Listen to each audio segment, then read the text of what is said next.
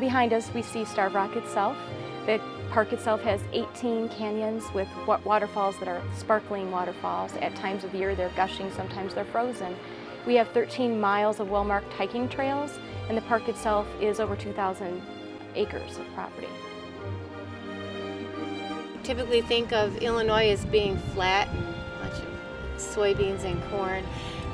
Right here in the Starved Rock area, it's anything but. Starved Rock is really, really special. In November of 1911, it did become one of the very first state parks in the Midwest and one of the first in Illinois also. It's got 18 canyons, 70 to 90 feet deep, and after a heavy rain or in the spring of the year, we have waterfalls up to 80 feet high. There are overlooks up to 125 feet high above the river. So it's a very, very unique area for the central part of Illinois, which is pretty darn flat. So people get here and they see 100-foot cliffs, they're just amazed. And I'm still amazed, and I've been here for quite a while.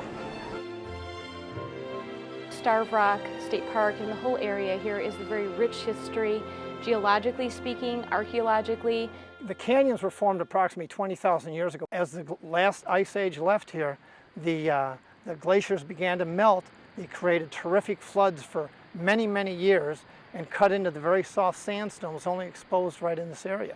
If you go 5 miles west of us, the sandstone is approximately 1,000 feet beneath the surface. So that's why Starved Rock is right here as opposed to having canyons throughout the area, because this is the only place you'll find this type of sandstone in this area. The recent history that goes back to the Native American history, which is a story of how it got its name, is an interesting story. Starved Rock got its name from a legend in 1769 when Pontiac, who was chief of the Ottawa, was killed by an Illinois person. And when the Potawatomi and Fox and Sac found out that Chief Pontiac, their good ally and friend, was killed by an Illini person, they wanted to get revenge for his death. So they forced all the Illini people to the top of the rock, surrounded it, wouldn't let them come down, and they eventually all starved or actually thirsted to death. But Starved Rock's a much more romantic name than Thirsty Rock, so that's why it's called Starved Rock to this day.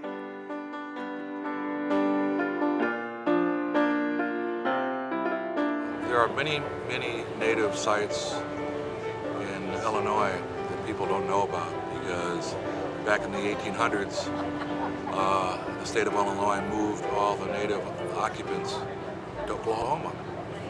And Starved Rock has a significance to me because of the native culture that used to live here and the legend and story about Starved Rock.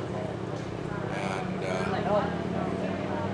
it's always an honor to be in an area like this where my ancestors used to be.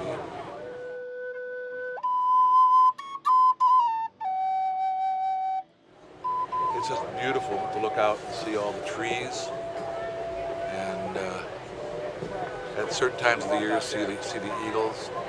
I can just feel my ancestors' presence. When people come to the park, they can learn so much about the French and Native American history. They can learn about the geology, how the canyons were actually formed, and learn about the CCC, the Civilian Conservation Corps, that was a great group of people that went all over the United States planting over 3 billion trees and planting lodges like the one we have in the park. Just a really beautiful facility. So everybody needs to come here. There's things for everybody to do here. Hiking is one of the main activities, but we also have a lot of other things to do. Every year here in the park, we get approximately 2 million people coming through to visit. There's something to do here every season of the year. You come in January, it's going to be different than the springtime, it's going to be different than the summer, and it's going to be different than in the winter time. In the early winter months, we have Flock to the Rock, where you can actually see bald eagles right from where we're standing.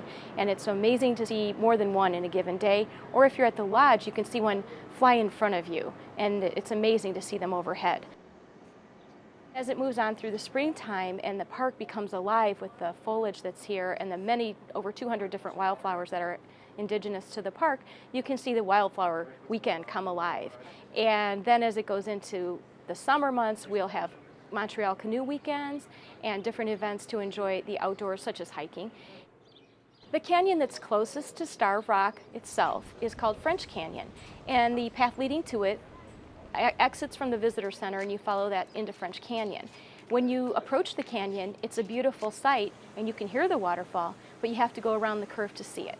So I encourage everybody who comes here to visit French Canyon and go all the way back into the canyon so you can see the waterfall. Some hikes might take you 10 to 15 minutes, and others will take you 45 minutes to get to the inside of the canyon, to get to the interior of it. But again, some of the canyons that are maybe over a mile's walk, the farther you walk, it seems the more magnificent the sight is once you get there. Our hiking trails have parking areas where you can park and you can cut your walk down a little bit. So you don't need to walk for hours and hours and hours to see waterfalls and things like that. So you can take, all ages of people to, different areas in the park. A lot of people that don't come out to hike, they'll come out to picnic. We also have a campground that's open year-round. A lot of people come to fish. It's one of the best fishing places around in the Illinois River. There's a lot of different kinds of fish in the river, including walleye, sauger, and white bass. People come down here, and they'll get here as early as 5 o'clock in the morning. That's when our gates open to start fishing. And then as we go into the fall months, we have the Burgoo celebration in Utica, and of course, the fall colors. About the second week in October through the first week in November, the fall colors are just spectacular. We've been voted one of the best places to see the fall colors in the United States. So it's great to see the fall colors here in the park. My favorite place here is Ottawa Canyon, and it's preceded by a place called Council Overhang.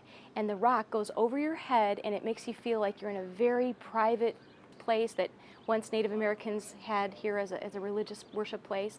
And then as you walk further on, you can go either way to see Kaskaskia Canyon or Ottawa Canyon. And I've been there all 4 seasons of the year, and it is beautiful. Each season of the year, it holds some different beauty. You come in the spring of the year, the summer, the fall, or the winter. It's always different here. Winter has eagles and ice falls. Spring has just over 200 different kinds of wildflowers. Summer's a great time for picnicking and fishing along the river. And the fall, of course, the colors change. So we want people to come all 4 seasons of the year and just enjoy themselves when they get here. You just can't find a prettier place anywhere in the Midwest. I've been to a lot of different places in the Midwest, and there might be other parks that are as pretty, but there's none that are prettier than this park. Just to walk through the park and see the awe, the beauty of it is one thing to behold. It's really worth a day of your time.